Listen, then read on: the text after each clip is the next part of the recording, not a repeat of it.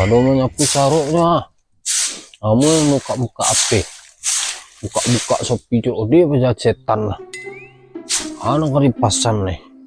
Anu kari Bali itu nanti cari DP aku saruk lah bongok apa dia aja. Jadi lah. Pempes anak campak-campak kemarin kecampak dari enjang. Kesana sapu saruk kamu mencari DP. Pagi mencari DP setan. Bantu-bantunya jadi apa dan kanan nih Bali tuh aku siang nanti bola paket cile aku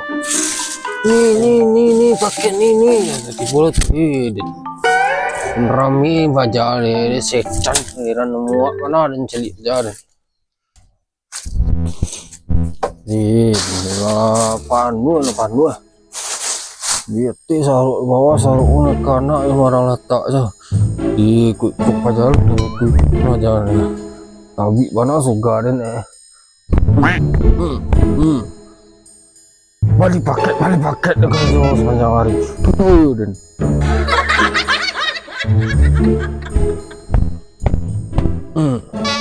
ada tabi setan dan nak baca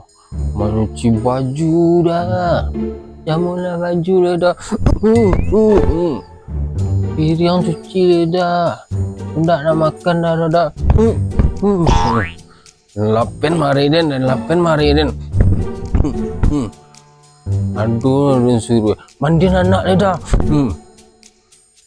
aduh ya suruh sepanjang hari sapu rumah dah panjang hari tak berhenti makan banyak benar ya Allah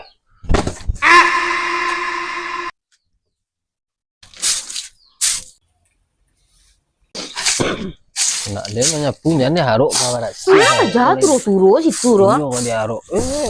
kenapa pak oi alay turu sudah saja tadi terang ada dene sedang menyusun anak di dalam ceda pakak kali nguren koko ha ada turun pak dia menyapu saruk mana ana mbak laka ana melangkang bunyi ana dah sabui paket ana dah kecen udah celah sama salam nanga mah salaman nanga kecil dah pakak tuh dan marasin telingo tuh oi mangecek dari Danau Singkara sampai kamari terangar ini kalau muncung udah mangecek li jadi dah kita ibu dia pakak gitu dah marang apa aja cuma ada lapi-lapi boneka anak dan kau maksudnya aku nak sakit tidak dan lapi-lapi boneka dan ibu lah kulit dah tuh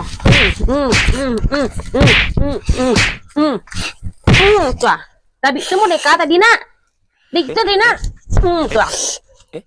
ngajak lirik dah kalau juda nak do bisa lo dah mari-mari kadannya